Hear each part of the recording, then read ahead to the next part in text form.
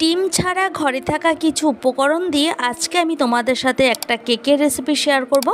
যখন তখন কেক খেতে ইচ্ছে করলে এইভাবে খুব সহজেই তোমরা তৈরি করে নিতে পারবে। নমস্কার বন্ধুরা, বানির হেসেলের রকমারি রান্না নিয়ে আমি চলে এসেছি।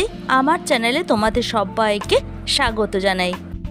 নিয়েছি এখানে একটা মিক্সিং বোল। এখন এর মধ্যে দিয়ে দিচ্ছি মেজারিং কাপের 1 কাপ ময়দা।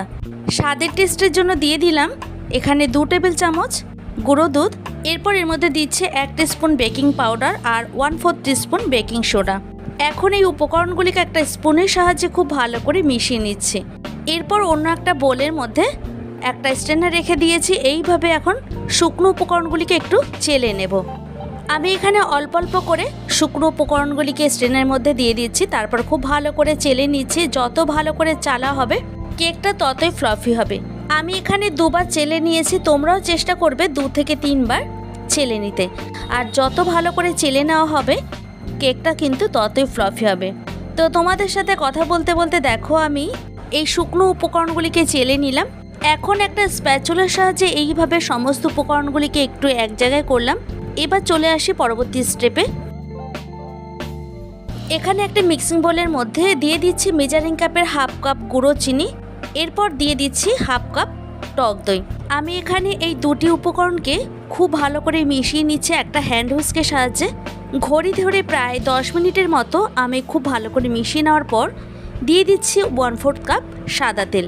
এখন এই সমস্ত উপকরণগুলিকে আবারও খুব ভালো করে ফেটিয়ে নিতে হবে। আর এইভাবে ফেটাতে ফাটাতে দেখবে কালারটা অনেকটাই চেঞ্জ হয়ে গেছে। আরও প্রায় 5-6 মিনিটের মতো এইভাবে ফেটিয়ে নিচ্ছি। আর ফেটাতে ফেটাতে যখন কালারটা চেঞ্জ হয়ে যাবে তখন বুঝতে হবে যে এটা ফেটানো কমপ্লিট হয়ে গেছে। এখন একটা কেক টিনের মধ্যে সামান্য একটু তেল ঠিক এইভাবে একটু গ্রিস করে নিতে হবে। এতে সামান্য একটু ময়দার গুঁড়ো ছড়িয়ে দেব, এতে কেকটাকে ডিমোল্ড করতে সুবিধা হবে। তো আরও একটু ময়দার গুঁড়ো ছড়িয়ে দিলাম।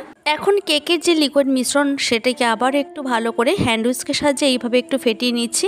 এরপর এর মধ্যে শুকনো উপকরণগুলিকে অল্প অল্প করে দিয়ে দিতে হবে। আমি একবারে দিচ্ছি না, অল্প অল্প করে দিচ্ছি। তারপর একটা হ্যান্ড হুইস্কের সাহায্যে এইভাবে মিশিয়ে নিচ্ছি। খুব আলতো হাতে এখানে মিশ্রণটিকে ফেটাতে হবে। কেকের মিশ্রণটিকে খুব জোরে ফেটানোর দরকার নেই। এবার দেখো আমি অল্প অল্প করে শুকনো উপকরণগুলিকে দিচ্ছি আর তারপর হ্যান্ড হুইস্কের সাহায্যে এইভাবে মিশিয়ে নিচ্ছি। এখন আমি এর মধ্যে দিয়ে দেব পরিমাণ মতো জল।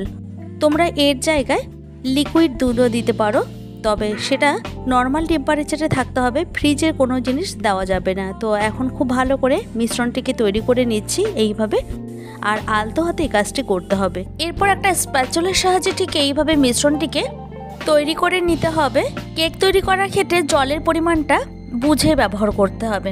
অনেক ময়দা আছে জলটা বেশি টানে, আবার অনেক ময়দায় আবার জলটা কম টানে। তো আমি এখানে জলের পরিমাণটা বলছি না, সেটা বুঝেই ব্যবহার করতে হবে। তারপর একটা স্প্যাচুলার সাহায্যে ঠিক এইভাবে আমি মিশ্রণটিকে তৈরি করে নিলাম। এবার ফ্লেভারের জন্য আমি ব্যবহার করছি এখানে ভ্যানিলা এসেন্স। তোমরা চাইলে এর পরিবর্তে লেবুর খোসাটাকে গ্রেটারে ঘষেও দিতে পারো, আবার নাও দিতে পারো।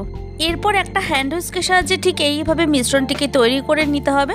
এরপর কেক টিনের মোল্ডের মধ্যে আমি মিশ্রণটিকে ঢেলে নিচ্ছি। এখন ট্যাপ করে নেব এইভাবে।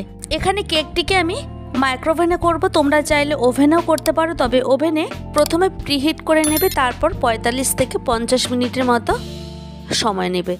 মাইক্রোওভেনে 35 মিনিটের মতো বেক করে নেওয়ার পর তারপর তোমাদের কাছে ফিরে আসছি।